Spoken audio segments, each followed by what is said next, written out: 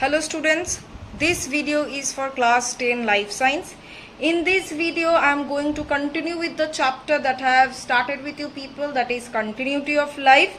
So let's not waste any more time and let's just start with our chapter. So today we will start with the structural composition of DNA and RNA. So DNA, if I'll come, the full form of DNA is deoxyribonucleic acid, right? Now this DNA is made up of, we know that it is made up of nucleotides. What are these nucleotides termed as? Deoxyribonucleotides. That means it is a polymer of the nucleotides. Okay. Now each of these nucleotide molecules is actually formed of three parts. The first molecule or the first part of the nucleotide is pentose sugar. The second part is the phosphate group.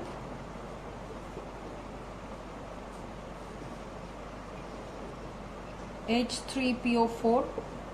The third part is the nitrogenous base.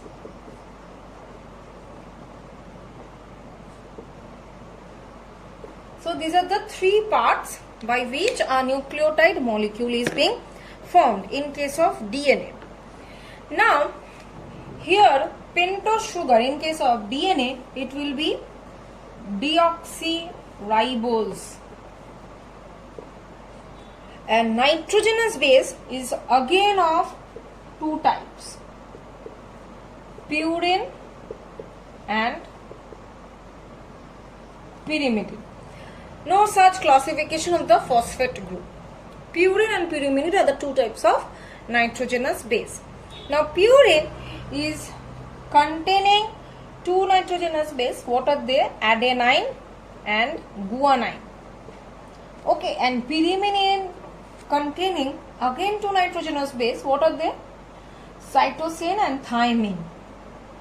So these are the nitrogenous bases, these four nitrogenous bases along with deoxyribose sugar and phosphate group, it is present in the case of DNA. Now coming to RNA. So what is the main composition? Everything is similar, so there are only two differences. First of all, DNA is double stranded but RNA is single stranded. And what is the full form of RNA? Ribonucleic acid. So the pentose sugar of RNA will be only ribose, not deoxyribose but ribose. Ribose sugar forming the RNA, phosphate group and nitrogenous base like purine, pyrimidine, but only one difference is there, that instead of thymine it will contain uracil.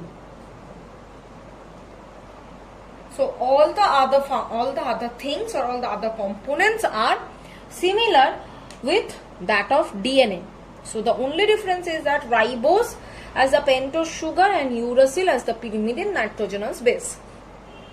Clear? And DNA is double stranded and RNA is single stranded. Another one is there, that DNA is the hereditary unit and RNA is associated with the protein synthesis. Okay. Now we will move on to the types of RNA. RNA can be divided into two types. What are they? Genetic RNA and the other one is non-genetic RNA.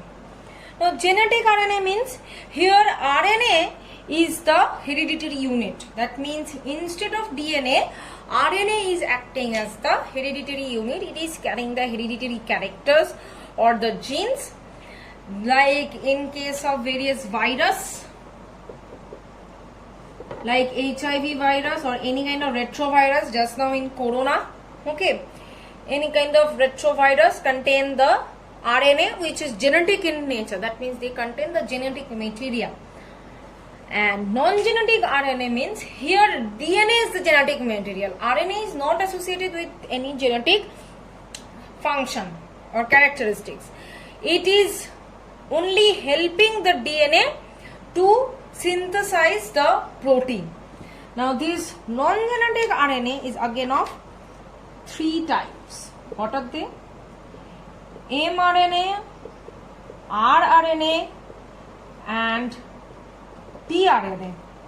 mRNA stands for messenger RNA, that means it carries the information from DNA for the protein synthesis. Transfer RNA means it is actually helping in the transferring of what? Amino acids. It is collecting the amino acids and it is placing the amino acids one by one so that the protein can be formed. And rRNA, which stands for ribosomal RNA, this rRNA along with the ribosome, they actually help in the formation of the protein chain. So these are the non-genetic RNA. Clear? Now we will move on to the topic of protein. What is it? Now in addition to DNA and RNA, the nucleoprotein or the chromatin network, whatever you say, contains histone protein and non-histone protein. This alkaline protein, that is the histone, mainly contains amino acids like arginine, lysine, histidine, whereas this acidic protein possesses amino acids like tryptophan, tyrosine. So protein is again of 2 types, basic and acidic. Basic protein means alkaline protein, it is associated with DNA, and acidic protein associated with RNA. And protein means they are formed of amino acids. Various amino acids are there who are actually being organized and forming the chain of protein. Clear? In your book there is a difference between RNA and DNA. Please go through that difference. Now the next topic is nucleoside and nucleotide.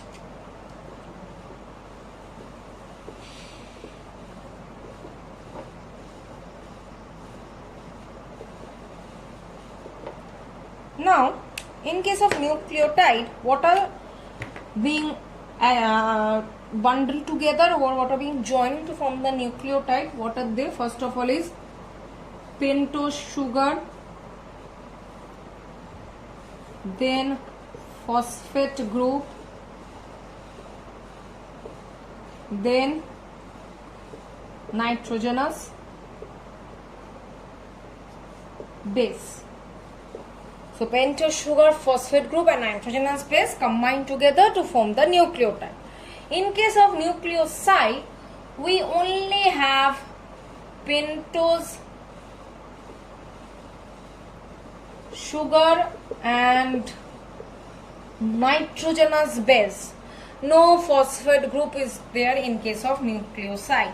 That means in case of nucleoside, it is formed, that is nucleotide minus phosphate group. It is not having the phosphate group. Clear? So this is the concept of nucleotide and nucleoside. So I am finishing up the video over here only. In the next video I will continue with the chapter. Thank you.